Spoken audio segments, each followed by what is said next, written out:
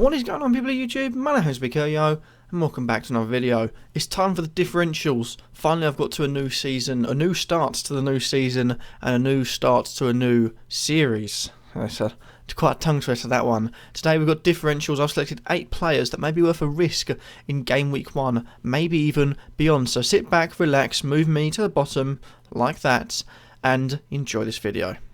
Starting off with a goalkeeper, we've got Steve Mandanda. Now, rather surprisingly, he's only selected by 4.8% of people, only £4.5 million, and he starts at home to West Bromwich Albion. Now, for me, even if you've got a keeper like Cech, who looks like he could concede against Liverpool, or De Gea, maybe even at risk in game week 1, West Brom, you should expect that to be a 0-0, or at least I think so indeed. At 4.5 million, it could be the difference between the top of the league and somewhere further down.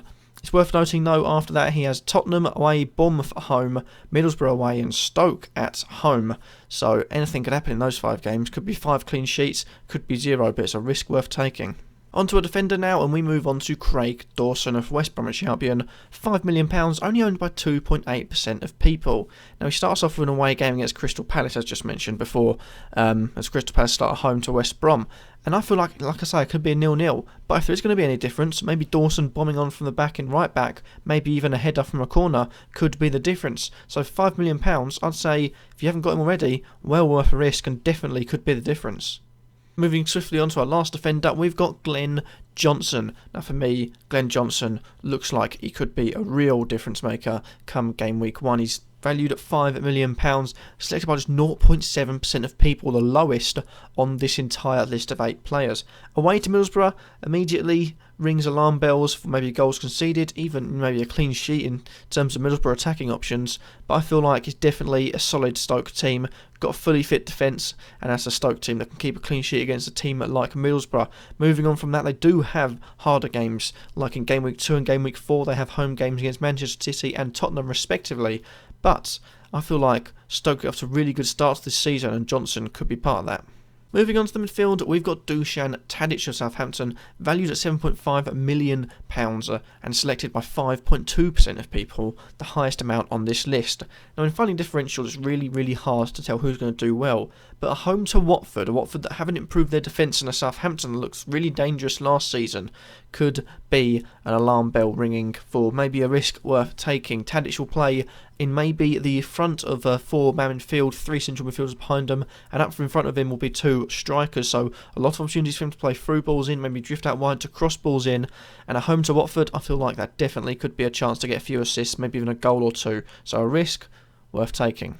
Then another Southampton player, I talked about moving the 2 up front. Surprisingly, Nathan Redmond has been playing in that striker option alongside Shane Long, so valued at £6 million, only selected by 4.2% of people, so it's looking like it could be a risk worth taking, with Long maybe good in the air and the likelihood of Redmond pacing through behind the defence. You've got also the option that Tadic can move out wide with Redmond moving the other side.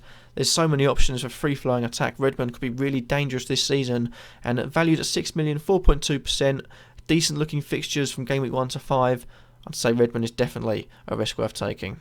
And finally, our last midfielder is a really big risk, so I apologise for that, but it's Theo Walcott of Arsenal, valued at £7.5 million and selected by just 1.5% of people. Now, home to Liverpool. It's looking like it could, or most people are saying Liverpool will win that because of Arsenal's defensive weakness and also the fact Arsenal are missing Özil and Sanchez, but that opens the door to players like Walcott, and he's been in fine form in pre-season, scoring quite a few goals, looking really sharp and really good, and if Liverpool are to be broken in defence, it could be with someone like Theo Walcott. They haven't really got that Premier League experience. Skirtle has been sold. Mignolet looks rather average as usual, and the fullbacks do like to attack him, Moreno and Klein, so Walcott really could have a field day against Liverpool if he does play.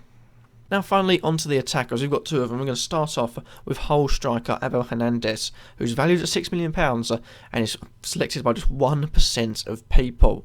Now that is immediately sounding like a differential absolute gold mine, because although he's playing a home to Leicester, And although in Game Week 3 he's got a home game against Manchester United, and in Game Week 5 he's got a home game against Arsenal, if anyone's going to get the goals in this whole team now Mo Diarme is not there, it's going to be Hernandez. He gets chances, he takes chances, he scores chances. Leicester have looked weak at the back. They've conceded quite a few goals in pre-season, and they're without the likes of Kante. So for me, Hernandez is definitely a risk worth taking.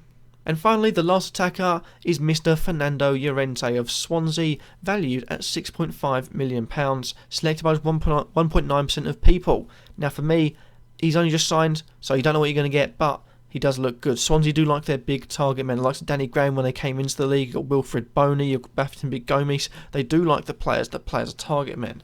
And for me, home against or away against Burnley, if anyone's going to be doing it, it's him. And you've got the likes of Sigurdsson around him to whip balls in. You've also got Nathan Dyer, Wayne Routledge, Jefferson Montero, also fullbacks in Neil Taylor. Definitely got a chance of him getting a headed goal or two. And Premier League new boys are always ones to target. So for me, definitely worth taking a risk on.